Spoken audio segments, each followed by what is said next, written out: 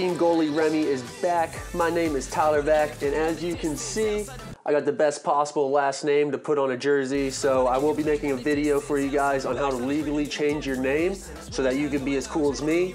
But for now, we're gonna be going over 5 goalkeeping hacks. So let's get to it. All right, you guys, so the first hack is gonna seem like common sense to a lot of you guys, but it's still something that I see a lot of keepers at all levels, all ages, not doing quite enough, and that's just to wash your gloves. So I would say you should probably wash your gloves about every 3 sessions, and definitely be washing them before the night before every game so that they're as clean as possible. So you can see these GK icons. I've been wearing these a lot recently, the Apex 2s, and obviously you can tell I've been on turf and I haven't washed them in the past week, so you can just see how black they are, how much dirt's on them. This is gonna make it a lot harder to hold the ball. It ruins the grip. It's gonna cause the latex to tear away quicker, which then again is gonna ruin the grip even more and make it harder for you guys to catch a ball. So there are products out there with glove wash that you can buy, and personally I haven't used any of these before. We are going to be getting some, so I'll be doing reviews on those, but for now I'm just going to show you just how to wash them with just water and a toothbrush. So when you guys are washing your gloves, use lukewarm water if possible, and you can see the toothbrush with water alone does get the dirt off pretty easily, but you do want to be a little careful as to not tear any of the latex. And this is something that you really have to pay attention to when you're doing the fingers, since that's usually where the latex will start to tear first. So if you notice that your gloves have latex tearing a bit, just be a little more careful on that spot so that you don't make it any worse. And then once you wash them, you just got to wring them out, try to get as much of the water out as possible so that they dry quicker. And something I'll do after wringing them out just to have them dry a little bit quicker is I just stuff them with paper towels. There are a few other tricks that you can do to have them dry even faster that you can add to adding paper towels to, which I'll be going over in later videos. And here you guys can see the difference from just washing a glove for 5 minutes versus one that I did not wash. All right, so the next hack for you guys is to make sure that you're wearing soft ground or metal studs when you're playing on a soft surface. And this is just because you're gonna have better footing wearing these metal cleats. They're specifically made for that kind of surface versus wearing firm grounds that are more for turf or maybe some dry grass with a pretty hard dirt under it. But these soft grounds are gonna give you a lot better just traction with the ground. You'll be more explosive.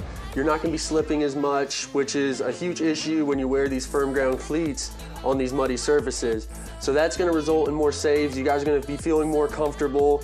And another thing with the soft grounds is make sure that you're actually changing your studs when they get worn down. So I actually found these pair of boots, or singular, this boot on the field a few days ago, and you can see just how worn down these studs are. This isn't gonna do anything. You might as well be wearing slippers with this or a pair of firm grounds. They're cheap to buy new studs.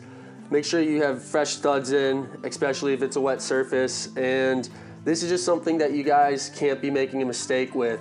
There should be no reason that you're conceding goals because you weren't properly prepared or because you just didn't analyze the situation right and bring the proper equipment. All right, guys, so this next hack is gonna be helping you guys kill a game when your team's either winning or a draw is gonna be enough to get the result you want, and you're just focused on not conceding a goal, so this is gonna be built around wasting time. So obviously, you guys should know if the ball comes back to your feet and it was an obvious back pass, do not pick the ball up right away, because then your 6-second clock starts and you're gonna have to get rid of it quicker. Just keep it at your feet. You can dribble to the corners of the 18 if you want, and just wait for a striker to come push you, pick it up, and you can distribute the ball. And you can take this a step further too, where say a shot's coming hard down the middle, you're allowed to, if the ball's coming in, just have it sit right in front of you just like that, and you can just sit here, wait for another striker to come in. Say the left striker pushes hard, you just pick up the ball, that's gonna open up your left back, and you can just distribute the ball out wide. Your team keeps possession, you took off a few more seconds, and you guys are now on the attack. All right, so the next hack for you guys is to not be using or wearing these finger saves. So the first thing I do whenever I get a brand new pair of gloves and they have finger saves in them, just like these pair of Calmas did, I just take them out. I cannot stand finger saves. And for you guys who don't know exactly what they are, essentially they're just a piece of plastic that goes along behind your fingers in the gloves, just like that. And the idea is that if a ball comes in hard and hits it, this piece of plastic is gonna stop your finger from bending all the way back and, as they say, break. But the issue with this is I've never seen a keeper actually break their finger in 20-something years of playing, break their finger with a ball coming all the way back like this. Every time I've seen someone break their finger, the way I broke my pinky is it took deflection and the ball hit straight on, and it'll cause your finger to just break right along this line right here.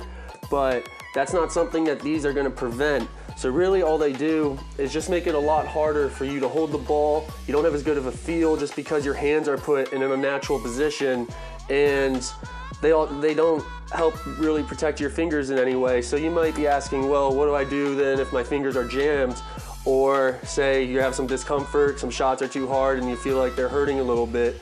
Well, the answer with that is to use tape, just like every pro keeper does. And I'm gonna show you guys now how to tape your finger up properly.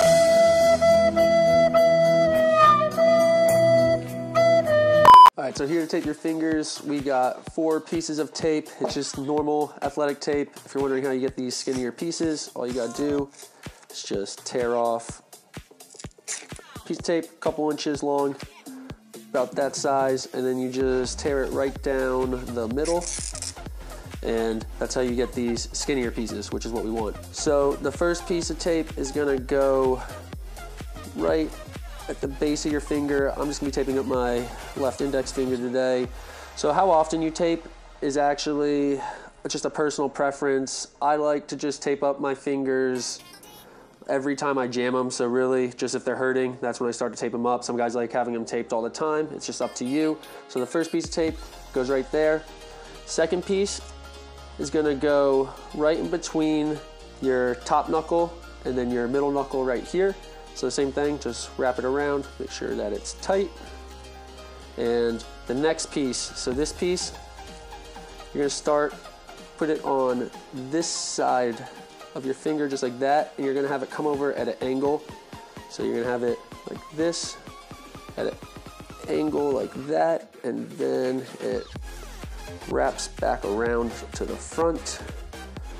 So you see, you get the piece of tape going diagonal across, create some extra support, and then you just do the opposite thing on the other side. So start on that side of the finger, bring it across and back around.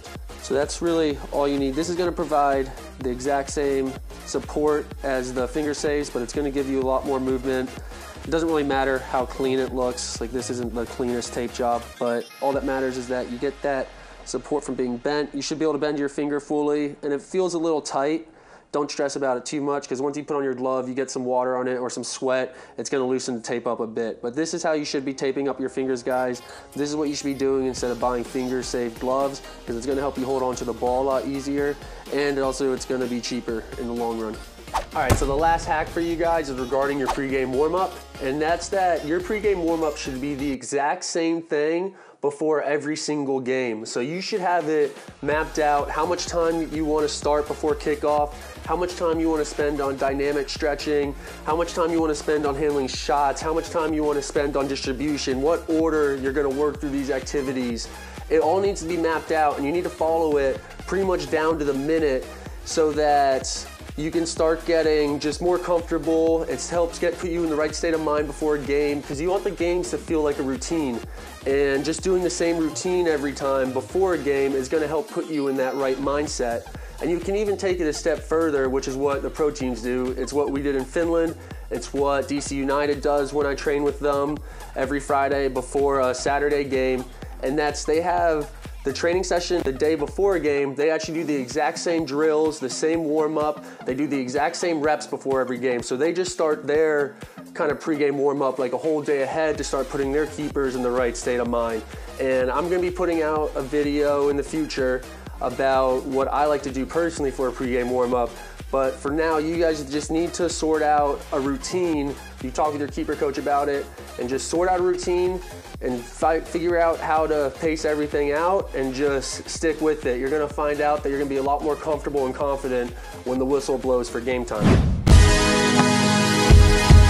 That's the video, guys. I'm just out here showing Brandon that I'm better than him, scoring in every single way. Probably just took 5 hours of his life he's gonna be using to try to replicate that shot. But we all know he's just not technically gifted enough to be able to. Make sure you guys like, comment, subscribe, follow us at GK Goal Remy on Instagram. And until next time, peace. Do, re, mi, fa, sol, la,